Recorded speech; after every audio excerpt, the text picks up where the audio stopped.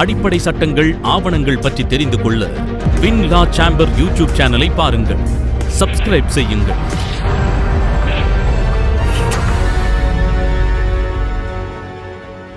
Private complaint cases பார்க்கலாம். தனி புகார் அப்படின்னு சொல்கிறோம். ஒரு குற்றச்சம்பவம் தொடர்பாக காவல் நிலையத்தில் புகார் கொடுக்கலாம். காவல்துறை விசாரணை செய்து குற்ற இறுதி அறிக்கையை தாக்கல் செய்கிறாங்க. இது ஒரு நடவடிக்கை. இன்னொன்று, அந்த பாதிக்கப்பட்ட நபர் காவல்துறையில் புகார் கொடுக்காம பாதிக்கப்பட்ட நபர் நேரடியாக ஒரு நீதித்துறை நடுவர் நீதிமன்றத்துக்கு வந்து அந்த நீதிமன்றத்தில் புகாரை கொடுக்கலாம்.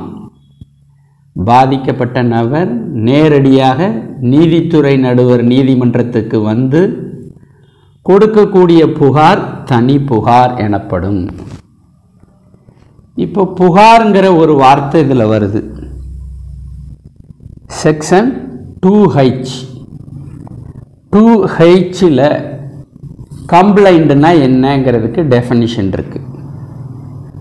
பாரதிய குடிமக்கள் பாதுகாப்பு சட்டத்தில் 2H புகார் என்பது தெரிந்த அல்லது தெரியாத நபர் ஒருவர் குற்றம் ஒன்றை செய்திருக்கிறார் என்பதாக பாரதிய குடிமக்கள் பாதுகாப்பு சட்டத்தின்படி நடுவர் ஒருவர் நடவடிக்கை எடுக்க வேண்டும் என்ற நோக்கத்தோடு கோர்ட்டில் வாய்மொழியாகவோ அல்லது எழுத்து மூலமாகவோ செய்து கொள்ளப்படுவது புகார் எனப்படும். இதில் காவல் அறிக்கை அடங்காது. இதுதான் டெஃபினிஷன். இதில் ஒரு எக்ஸ்பிளனேஷனும் இருக்குது 2Hல. அதாவது சில வழக்கில் போலீஸ் வந்து நீதிமன்றத்தில் கொடுக்குற ரிப்போர்ட்டை வந்து தனி புகாராக எடுத்துக்கிறதுக்கு வாய்ப்பு இருக்குது. எப்படி? ஒரு வழக்கில் காவல் அலுவலர் ஒரு அறிக்கையை தாக்கல் செய்த பின்பு அவர் ஒரு இன்வெஸ்டிகேஷனை நடத்துகிறார். இன்வெஸ்டிகேஷன்லேருந்து தெரிய வருகிற விஷயத்தை பார்க்கும்போது அது நான் காக்னைசபிள் அஃபென்ஸ் அப்படின்னு தெரிய வருது. கைது செய்வதற்கு உரியது அல்லாத ஒரு குற்றம் செய்யப்பட்டிருப்பதாக தெரிய வரும்போது கோர்ட்டு அனுமதியோடு மட்டும்தான் கைது செய்ய முடியும். அப்படிப்பட்ட குற்றம் தெரிய வருது. உடனே போலீஸ் என்ன செய்யணும்? காவல்துறையினர் அந்த அறிக்கையை ஒரு புகாராக நீதிமன்றத்தில் தாக்கல் செய்யலாம். காவல்துறைக்கு கிடைச்சிருக்கிற இன்ஃபர்மேஷனை வந்து என்ன செய்யணும்? நீதிமன்றத்தில் ஒரு அறிக்கையை தாக்கல் செய்யணும். அப்படி தாக்கல் செய்கிறத தான் புகாராக எடுத்துக்கலாம். இப்போ காக்னைசபிள் அஃபென்ஸில் வந்து இப்போ இன்வெஸ்டிகேஷனை முடித்து ஃபைனல் ரிப்போர்ட் ஃபைல் பண்ணுறாங்க. அதை வந்து எடுத்துக்கொள்ள முடியாது. அப்போது நீதித்துறை நடுவர் ஒரு வழக்கை காக்னைசன்ஸ் எடுப்பது தொடர்பாக செக்ஷன் 210 சொல்லப்பட்டிருக்கு. அதில் 210A 210Aல வந்து தனி புகாருங்கிறது வருது. நீதித்துறை நடுவரிடம் ஒரு புகார் தாக்கல் செய்யப்படுது. அந்த புகாரில் வந்து பல பொருண்மைகள் அடங்கி இருக்கு. so many facts are there. அந்த கம்ப்ளைண்ட்ல நிறைய ஃபேக்ட்ஸ் அடங்கியிருக்கு. அந்த பொருண்மைகளை சேர்த்து பார்க்கும்போது குற்றம் ஒன்று நடந்திருப்பது தெரிய வருது. இப்போ அந்த குற்றம் நடந்திருக்கிறது தெரிய வரும்போது அதோடு சேர்த்து ஆக்ஷன் எடுக்கிறதுக்காக வேண்டுகோளும் இருக்கணும். அதுதான் புகார். கோர்ட்டு வந்து நடவடிக்கை எடுக்கணும், தப்பு செஞ்சவங்களை தண்டிக்கணும், பாதிக்கப்பட்ட எனக்கு நிவாரணம் தரணும் அப்படின்னு ஒரு ரிக்வெஸ்ட் இருக்கணும். அப்படின்னா தான் அதை வந்து புகாராக கருத முடியும். இப்போ வந்து பாதிக்கப்பட்ட நபர் மனு கொடுக்கலான்னு சொல்கிறோம். அப்போ பாதிக்கப்பட்டவர்னா யார்? எந்த செக்ஷனில் சொல்லப்பட்டிருக்கு? செக்ஷன் 2ல் தான் டெஃபினிஷன்ஸ் எல்லாமே வருது. ஏன்னா செக்ஷன் 2ல் கடைசியாக வருது. செக்ஷன் 2ல் டபிள்யூன்னு நினைக்கிறேன். செக்ஷன் 2Y ஒய்ன்னு வருது. விக்டீம்னா பாதிக்கப்பட்டவர். குற்றஞ்சாட்டப்பட்ட நபர் ஒருவரின் செய்கையினால அல்லது செய்யாமல் விட்டதுனால ஏதாவது இழப்புக்கு உள்ளான ஒரு நபரை தான் பாதிக்கப்பட்டவர்னு சொல்கிறோம். அல்லது காயம்பட்ட நபர், தாக்குதல் தொடர்பான வழக்குன்னா காயம்பட்ட ஒரு நபர் பாதிக்கப்பட்டவராக இருக்கிறார். இந்த பாதிக்கப்பட்டவர் விக்டீம்ங்கிற சொல் கார்டியனையும் உள்ளடக்கும். பாதிக்கப்பட்டவரின் காப்பாளர் அல்லது சட்டப்படியான வாரிசுகளையும் சேர்த்து தான் விக்டீம் அப்படின்னு எடுத்துக்கொள்ளணும் அப்படின்னு சொல்லி செக்ஷன் 2(y)ல் சொல்லப்பட்டிருக்கு. அப்போ இங்கே நாம் பார்க்குறது அப்படி பாதிக்கப்பட்ட ஒரு நபர் நேரடியாக கோர்ட்டுக்கு வராரு. கோர்ட்டில் ஒரு குற்றச்சம்பவம் தொடர்பாக எழுத்துப்பூர்வமாக கொடுக்குறாரு அல்லது வாய்மொழியாகவும் கொடுக்கலாம். ஆனால் கொடுக்கும்போதே அவர் ரிக்வெஸ்ட் பண்ணுறாரு, தப்பு செஞ்ச ஆள் மேலே நடவடிக்கை எடுங்க அப்படின்னு கேட்குறாரு. அந்த மாதிரி வேண்டுகோள் புகாருக்கு கண்டிப்பாக இருக்கணும். அது ஒரு மெட்டீரியல் நெசசரி இன்கிரீடியண்ட். அடுத்தால இப்போ நாம் பார்க்குற அத்தியாயம் 16 சாப்டர் 16ல் என்ன சொல்லப்பட்டிருக்கு? தனி புகாரை வாங்கிய பிறகு நீதிமன்றம் எந்த மாதிரியான நடைமுறையை பின்பற்ற வேண்டும் அப்படிங்கிறது தான் சாப்டர் 16. இதில் செக்ஷன் 223லேருந்து 226 வரைக்கும் இருக்குது. பாரதிய நாகரிக் சுரக்ஷா சங்கீதாவில் செக்ஷன் 223லேருந்து 226 வரைக்கும் இருக்குது. இது சாப்டர் 16.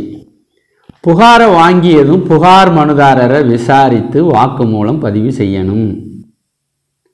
எழுத்துப்பூர்வமாக புகார் கொடுத்துருப்பாரு அல்லது வாய்மொழியாக புகாரை சொல்லியிருப்பார். உடனே நீதித்துறை நடுவர் என்ன செய்யணும்? விட்னஸ் பாக்ஸில் ஏற்றி அவரை கொடுக்குற வாக்குமூலத்தை எல்லாம் பதிவு செய்யணும். கூடுதலாக யாராவது சாட்சியை கூட்டிகிட்டு வந்திருக்கிறாரு அப்படின்னு சொன்னால் அந்த சாட்சிகளையும் விசாரிக்கணும். இப்படி புகார் மனுதாரர் அல்லது சாட்சி கொடுக்கிற வாக்குமூலத்தை கோர்ட்டு எழுத்துப்பூர்வமாக பதிவு செய்யணும். அப்படி எழுத்துப்பூர்வமாக இருக்கிறதுல சாட்சி கையெழுத்து போடணும், ஜுடிஷியல் மேஜிஸ்ட்ரேட்டும் கையெழுத்து போடணும். இப்படி புகார் மனுதாரரை விசாரிக்கிறத நம்ம ஸ்வான் ஸ்டேட்மெண்ட் அப்படின்னு நீதிமன்றத்தில் சொல்கிறது வழக்கம் இல்லையா? ஸ்வான் ஸ்டேட்மெண்ட் ரெக்கார்ட் பண்ணுறது. வாக்குமூலத்தை பதிவு செய்த பிறகு இப்போ புதுசாக வந்திருக்கிற சட்டத்தில் எதிரிக்கு நோட்டீஸ் அனுப்பி எதிரியை வரவழைக்கணும். முன்னால் பழைய குற்றவியல் நடைமுறை சட்டத்தில் இருந்த மெத்தடு வேறு, நடைமுறை வேறு. சாட்சி விசாரணை முடிஞ்சதும் ஒன்று கோப்புக்கு எடுத்து எதிரிக்கு சம்மன் அனுப்பணும் அல்லது அந்த கம்ப்ளைண்ட்டை டிஸ்மிஸ் பண்ணுவாங்க. இந்த ரெண்டு தான் நடக்கும். இந்த ரெண்டுக்கும் முன்னாடி எதிரி கோர்ட்டுக்கு வர வேண்டிய அவசியம் பழைய சிஆர்பிசியில் இருக்கவில்லை. ஆனால் இப்போ வந்திருக்கிற பிஎன்எஸ்எஸில் எதிரிக்கு ஒரு வாய்ப்பு கொடுக்கப்பட்டிருக்கு. எதிரி நீதிமன்றத்தில் இருக்கிற ஸ்டேட்மெண்ட்டு, நீதிமன்றத்தில் இருக்கிற டாக்குமெண்ட்டை படித்து பார்த்து கோர்ட்டு காக்னைசன்ஸ் எடுக்கலாமா எடுக்க முடியாதான்னு ஆர்கியூமெண்ட் செய்கிறதுக்கு வாய்ப்பு வழங்கப்பட்டிருக்கு. இது ஒரு கிராஸ் செக். நீதிமன்றம் கூடுதல் கவனமாக இருக்கணும். நீதிமன்றம் சரியான முடிவுக்கு வர்றதுக்கு எதிரியும் உதவி செய்ய ஒரு வாய்ப்பு வழங்கப்பட்டிருக்கு. அதாவது ஒரு வழக்கு கோப்புக்கு எடுத்துட்டால் அது முடிகிறதுக்கு நீண்ட நாள் ஆகும். அது ஒரு கடைசியில் விடுதலையில் முடிஞ்சதுன்னு வைங்க, நீண்ட நாட்களாக நீதிமன்றத்துக்கு அலைஞ்சிருப்பார், கால விரயம் ஏற்பட்டிருக்கும், நிறைய பொருளாதார செலவுகள்லாம் ஏற்பட்டிருக்கும். இதெல்லாம் தடுக்கிறதுக்காக முதல்லையே கேஸை தொடர்ந்து நடத்துறதுக்கு ஒரு சஃபிஷியன்ட் கிரவுண்டு இருக்கா இல்லையா, போதுமான முகாந்திரம் இருக்கிறதா இல்லையா அப்படிங்கிறத நீதிமன்றம் மட்டுமே பார்த்தா போதும். அது சிஆர்பிசி. இப்போ நீதிமன்றமும் பார்க்கணும், எதிரியும் பார்க்கணும். ஆனால் எதிரி கூடுதலாக டாக்குமெண்ட்டை தாக்கல் செய்கிறதுக்கோ அல்லது சாட்சிகளை கொண்டு கோர்ட்டில் விசாரிக்கிறதுக்கோ அதெல்லாம் வாய்ப்பு இருக்கிற மாதிரி இந்த புது சட்டத்தில் தெரியல. இந்த டிஃபேக்டோ கம்ப்ளைனண்ட்டு அல்லது இந்த ப்ரைவேட் கம்ப்ளைண்ட்டில் அந்த கம்ப்ளைனண்ட்டு அவங்க கொடுத்துருக்கிற வாக்கு மூலம் அவர் தாக்கல் செய்து இருக்கிற அந்த ஆவணங்களை மட்டும்தான் எதிரி படித்து பார்த்து ஆர்கியூமெண்ட்டு பேசணும். நம்ம சிவில் கேஸில் பார்த்துருப்போம், அந்த பிளைண்டை ரிஜெக்ஷன் பண்ணணும்னு சொல்லி ஆர்டர் 7 ரூல் 11 ஆஃப் சிபிசியில் உண்டு. அங்கே வந்து தள்ளுபடி செய்யணும், ரிஜெக்ஷன் பண்ணணும்னு சொல்லி வரக்கூடிய பிரதிவாதி அவர் எந்த ஆவணத்தையும் தாக்கல் செய்கிறதுக்கு வாய்ப்பு இருக்காது. அதே மாதிரி தான் இங்கேயும் இந்த பழைய கிரிமினல் ப்ரொசீஜரில் இல்லாதது புதிய பிஎன்எஸ்எஸில் சேர்க்கப்பட்டிருக்கிற விஷயம் வந்து காக்னைசன்ஸ் எடுப்பதற்கு முன்னால் எதிரியை நீதிமன்றத்துக்கு வரவழைத்து அவருடைய கருத்து, அவருடைய ஆர்கியூமெண்ட்டை நீதிமன்றம் கேட்கணும். அதை ஏற்றுக்கிடணுங்கிற அவசியம் இல்லை. சட்டப்படியாக சரியாக இருந்தால் ஏற்றுக்கொள்ளலாம். இதுதான் இந்த புதிய சட்டத்தில் வந்திருக்கக்கூடிய புதிய பகுதி. இப்போ தனி புகாரை பப்ளிக் சர்வெண்ட் அவரது அஃபிஷியல் கெப்பாசிட்டியில் புகார் தாக்கல் செய்தால் அவருடைய ஸ்வான் ஸ்டேட்மெண்ட்டை ரெக்கார்ட் பண்ண வேண்டாம். இது நமக்கு தெரியும். இப்போ ஏதாவது ஒரு ஜேஎம்க்கு இன்ஃபர்மேஷன் கிடச்சி அந்த இன்ஃபர்மேஷன் தொடர்பாக யாரையும் விசாரிக்க வேண்டிய அவசியம் இல்லை. அந்த ஜேஎம் என்ன செய்யணும்? அவருக்கு கிடச்சிருக்கிற இன்ஃபர்மேஷனை வந்து இன்னொரு நீதித்துறை நடுவருக்கு பிஎன்எஸ்எஸ் சட்டப்பிரிவு 212 படி அனுப்பி வைக்கணும். அப்படி எந்த ஜுடிஷியல் மேஜிஸ்ட்ரேட்டுக்கு போகுதோ இன்ஃபர்மேஷன், அவர் வந்து ஸ்வான் ஸ்டேட்மெண்ட் ரெக்கார்ட் பண்ணணும், சாட்சிகளை விசாரிக்கணும். ஆனால் இப்போ இந்த இன்ஃபர்மேஷன் கிடைச்ச ஜுடிஷியல் மேஜிஸ்ட்ரேட்டே சாட்சிகளெல்லாம் விசாரிச்சிட்டாரு, ஸ்வான் ஸ்டேட்மெண்ட்டை ரெக்கார்ட் பண்ணிட்டார், அது தப்பு இல்லை. இதையெல்லாம் என்ன செய்யணும்? இன்னொரு நீதித்துறை நடுவருக்கு அனுப்பி வைக்க வேண்டும். விசாரித்த பிறகு அனுப்பினால் திரும்ப சாட்சிகளை விசாரிக்க வேண்டாம், திரும்ப புகார்தாரர்கிட்ட ஸ்வான் ஸ்டேட்மெண்ட் ரெக்கார்ட் பண்ண வேண்டாம். இது இப்படி ஒரு விதிவிலக்கு கொடுத்துருக்குறாங்க. அதே மாதிரி தனி புகார் ஒரு அரசு ஊழியருக்கு எதிராக கொடுக்கப்படுது. அந்த பிரைவேட் கம்ப்ளைண்ட்டில் சொல்லப்படுகிற குற்றவாளி வந்து பொது ஊழியர், அரசு ஊழியராக இருக்கிறாரு. அப்போ அவருடைய பணியை நிறைவேற்றும் போது செய்த செயல் தொடர்பாக இந்த புகார் கொடுக்கப்படுது. அவருடைய டியூட்டியை செய்கிறாரு. டியூட்டியை செய்யும்போது ஒரு செயல் வந்து தன்னை பாதிக்கப்பட்டிருப்பதாக சொல்லி ஒரு நபர் இப்போ நீதிமன்றத்தை அணுகி இருக்கிறாரு. அவர் தனி புகாராக கொடுத்துருக்கிறாரு. அப்போ இது கேஸ் அகென்ஸ்ட்டு ஏ கவர்மெண்ட் சர்வெண்ட், பப்ளிக் சர்வெண்ட். அப்போ இதில் வந்து கொஞ்சம் ப்ரொசீஜரில் மாற்றத்தை கொடுத்துருக்குறாங்க. பொது ஊழியர் அப்படின்னா அந்த பொது ஊழியருக்கு நோட்டீஸ் போட்டு அவரை கேட்கணும். எந்த சூழ்நிலையில் இந்த மாதிரி செயல் நடந்தது, இந்த செயல் செய்யப்பட்டது அப்படின்னு அந்த அரசு ஊழியர் நீதிமன்றத்தில் விளக்கத்தை கொடுக்கலாம், எக்ஸ்பிளனேஷன் கொடுக்கலாம். அந்த எக்ஸ்பிளனேஷன் சரியாக இருந்தது, சட்டப்படி ஏற்றுக்கொள்ளலாம் அப்படின்னா கோர்ட்டு அதை ஏற்றுக்கிட்டு புகாரை க்ளோஸ் பண்ணிடுவாங்க.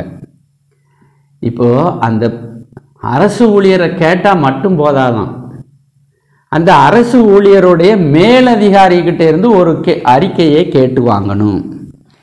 இப்போ நீங்கள் ஒரு கவர்மெண்ட் சர்வெண்ட்டுக்கு எதிராக கம்ப்ளைண்ட்டு ஃபைல் பண்ணிங்கன்னா அந்த கவர்மெண்ட் சர்வெண்ட்டை கூப்பிட்டு ஜேஎம் எக்ஸ்பிளனேஷன் கேட்கணும் ஒன்று.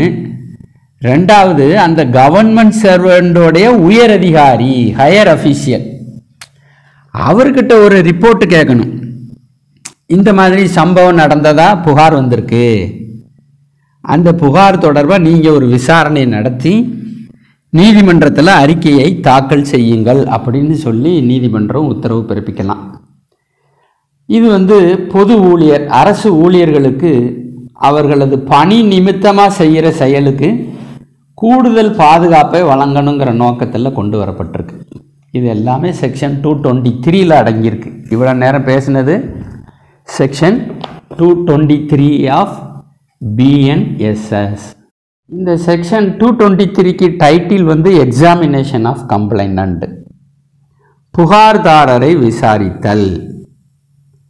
இந்த சாப்டர் 16க்கு என்ன ஹெட்டிங் கொடுத்துருக்குறாங்க? டைட்டில் நடுவர்களிடம் முறையீடுகள் செய்து கொள்ளுதல், கம்ப்ளைண்ட்ஸ் டு மேஜிஸ்ட்ரேட்ஸ்.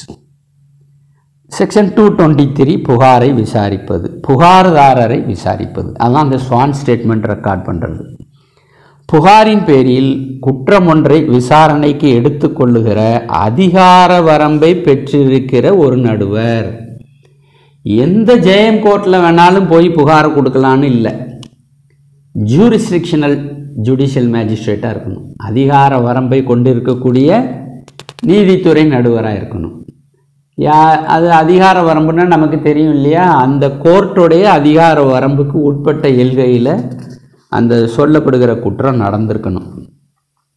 அப்போ புகாரின் பேரில் குற்றம் ஒன்றை விசாரணைக்கு எடுத்துக்கொள்கிற அதிகார வரம்பு கொண்டிருக்கிற நீதித்துறை நடுவர் என்ன செய்யணும்? புகார்தாரரையும் புகார்தாரர் தரப்பில் சாட்சிகள் எவரேனும் வந்திருந்தால் அவர்களையும் ஆணை உறுதிமொழியின் பேரில் விசாரித்தல் வேண்டும்.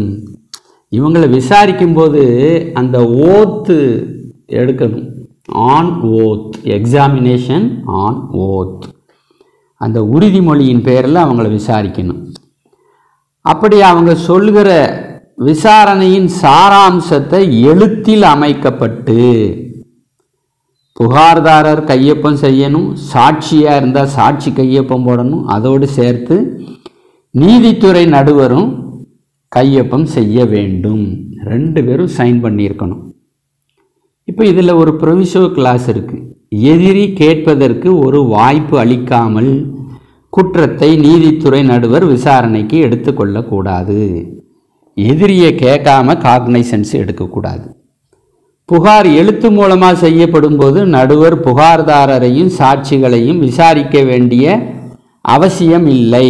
சில கேஸில் ஒரு பொது ஊழியர் தன்னுடைய அலுவல் கடமைகளை ஆற்றி வரும்போது அல்லது அவ்வாறு ஆற்றி வருவதாக புலப்படும் போது அவராலோ அல்லது ஒரு நீதிமன்றத்தாலோ அந்த புகார் செய்யப்பட்டிருக்குமானால் கோர்ட்டுக்குள்ளே சில சம்பவம் நடந்துருது, அது தொடர்பாக புகார் கொடுக்குறாங்க அப்படின்னா ஸ்வான் ஸ்டேட்மெண்ட் ரெக்கார்ட் பண்ண வேண்டாம்.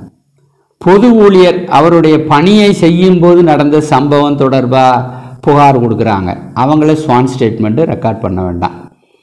அந்த நீதித்துறை நடுவர் பரிசீலனைக்காகவோ அல்லது விசாரணைக்காகவோ பிரிவு 212 கீழ் வேறு ஒரு நீதித்துறை நடுவர் வழக்கை மாற்றி கொடுத்திருக்கிறார் என்றால் அப்படி கொடுக்கிற நீதித்துறை நடுவர் யாரையும் விசாரிக்க வேண்டியதில்லை, ஸ்வான் ரெக்கார்ட் பண்ண வேண்டியதில்லை. வழக்கு வேற ஒரு நீதித்துறை நடுவருக்கு போகுது பாருங்க, அவர் விசாரிச்சா போதும். இதுதான் அந்த நீதித்துறை நடுவர் புகார்தாரரையும் சாட்சிகளையும் விசாரித்த பின்னர் 212க்கு கீழ் வேறொரு நடுவருக்கு அந்த வழக்கை மாற்றி வைப்பாரானால் அந்த பின்னால் வருகிற நீதித்துறை நடுவர் திரும்பவும் விசாரிக்க வேண்டிய அவசியம் இல்லை.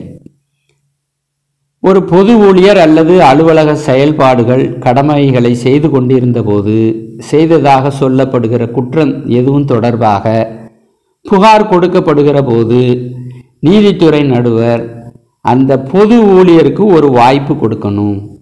எந்த சூழ்நிலையில் இந்த குற்றம் என சொல்லப்படுகிற செயல் நடந்ததுன்னு விளக்கணும். அதே மாதிரி உயர் அதிகாரிகிட்ட இருந்து ஒரு அறிக்கையை கேட்டு வாங்க வேண்டும். இது எல்லாமே பிரிவு 223 சொல்லப்பட்டிருக்கு.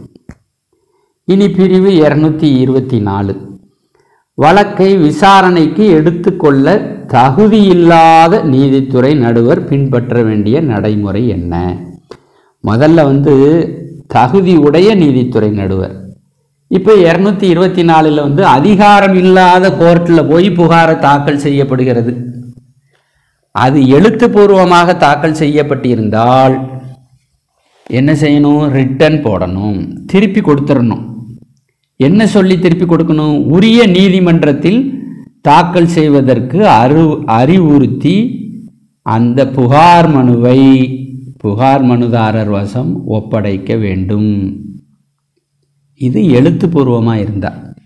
வாய்மொழியாகவும் புகார் கொடுக்கலான்னு சொல்லியிருக்கோம். அப்போ வாய்மொழியாக புகார் கொடுத்தா அவருக்கு பதில் நீதிமன்றமும் வாய்மொழியாகவே பதில் சொல்லலாம். உரிய நீதிமன்றத்துக்கு போங்க, எது உரிய நீதிமன்றம் என்பதை அவருக்கு எடுத்து சொல்லணும். இது 224 சொல்லப்பட்டிருக்கு. வழக்கு விசாரணைக்கு எடுத்துக்கொள்வதற்கு தகுதி இல்லாத நீதித்துறை நடுவரிடம் புகார் மனு தாக்கல் செய்யும் போது என்ன செய்யணும்? ரிட்டன் எழுத்துப்பூர்வமாக தாக்கல் செய்திருந்தால் அதை திருப்பி கையில் கொடுத்து சரியான கோர்ட்டுக்கு போங்கன்னு சொல்லணும். வாய்மொழியாக சொன்னாங்கன்னா எது சரியான நீதிமன்றம் அப்படிங்கிறத எடுத்து சொல்லணும். அடுத்தால பிரிவு 225 அந்த சம்மன் பிறப்பிப்பதை வந்து கொஞ்ச நாளைக்கு தள்ளி போடுறது சம்பந்தமாக இந்த செக்ஷன் சொல்லுது. செக்ஷன் 225 வந்து postponement of issue of process. எதிரிக்கு சம்மன் அனுப்புகிறாங்கல்ல, அதை கொஞ்ச நாளாக தள்ளி போடணும். எதுக்காக தள்ளி போடணும்னு காரணம் சொல்கிறாங்க 225. இப்போ கோர்ட்டு அதிகார வரம்புக்கு வெளியில் எதிரி இருக்கிறார், அவருக்கு எதிராக புகார் கொடுக்கப்பட்டிருக்கு. இப்போ நீதித்துறை நடுவர் என்ன செய்யணும்? கூடுதல் விசாரணை நடத்தணும். நீதித்துறை நடுவர் அவரே கூடுதல் விசாரணையை நடத்தலாம், அல்லது போலீஸ் ஆஃபீஸர் ஒருத்தர் நடத்தணும்னு உத்தரவு போடலாம். இந்த கூடுதல் விசாரணை எதுக்காக? போதுமான முகாந்திரம் இருக்கிறதா இல்லையா என்பதை தெரிந்து கொள்வதற்காக. ஒரு வழக்கை நீதிமன்றத்தில் கோப்புக்கு எடுத்துட்டு சாட்சிகளை எல்லாம் விசாரித்து அந்த எதிரியை தண்டிக்கிறதுக்கு போதுமான சாட்சி இருக்கான்னு இப்போ பார்க்க வேண்டியதில்லை.